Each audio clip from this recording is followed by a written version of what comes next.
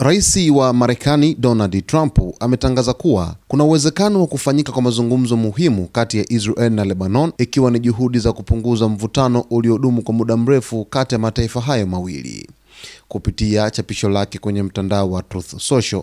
Trump amesema kuwa anajaribu kupata nafasi ya kupumua kati ya Israel na Lebanon, akieleza kuwa imekuwa takribani miaka 34 tangu viongozi wa nchi hizo wawili kukutana au kufanya mazungumzo ya moja kwa moja. Itatokea kesho, Trump alisema kwa msisitizo, akionyesha matumaini makubwa juu ya kufanyika kwa mazungumzo ambayo yanaweza kuwa ya kihistoria. Hatua hiyo inakuja wakati hali ya usalama katika eneo la Mashariki ya Kati ikiendelea kuwa tete, huku juhudi za kimataifa zikiongezeka kutafuta suluhisho la kudumu kati ya pande husika. Iwapo mazungumzo hayo yatafanikiwa kufanyika kikamilifu, yatakuwa ni hatua muhimu katika kurejesha mawasiliano na kupunguza mvutano kati ya Israel na Lebanon baada ya miongo kadhaa ya ukimya wa kidiplomasia. Kwa msisitizo kabisa, Rais wa Marekani Donald Trump ameweza kutangaza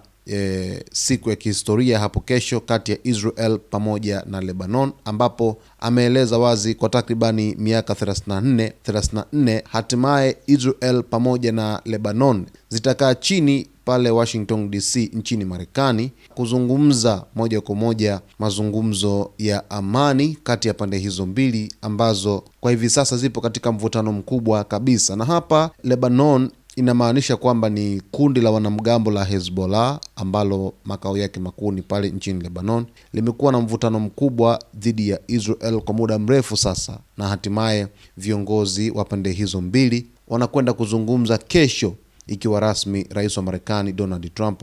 amekwisha tangaza hatua hiyo ya mazungumzo. Hapo awali pia waziri wa mambo ya nje wa Marekani Marco Rubio alikwisha tangaza kwamba kuna hatua nzuri za mazungumzo ambazo zimekuwa zikiendelea pale Washington DC nchini Marekani, huku Marekani ikijaribu kuwapatanisha pande hizo mbili kuona ni kwa jinsi gani ambavyo wanaweza kupatana ili kumaliza mzozo ambao umedumu kwa muda mrefu hadi kufikia hivi sasa. Takwimu zinaonyesha kwamba zaidi ya raia 1700 wameweza kuuawa baada ya vita rasmi kuweza kuanza kati ya Israel pamoja na kundi la wanamgambo la Hezbollah nchini Lebanon. Hii ni baada tu ya kuuawa kwa Ayatollah Ali Khamenei katika vita ya Iran dhidi ya Marekani pamoja na Israel ikimhusisha, huku vita hiyo ilipoanza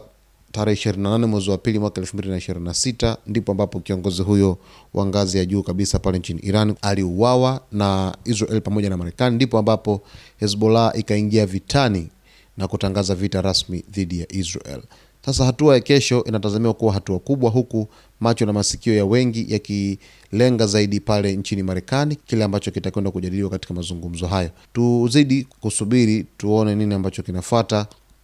katika mazungumzo yatakayokwenda kufanyika siku ya hapo kesho kati ya Israel pamoja na Lebanon, mazungumzo ya ana kwa ana ya kihistoria kati ya viongozi wa Israel pamoja na Lebanon. Kwa taarifa zaidi usiache kusubscribe channel yetu, kulike, kucomment pamoja na kushare.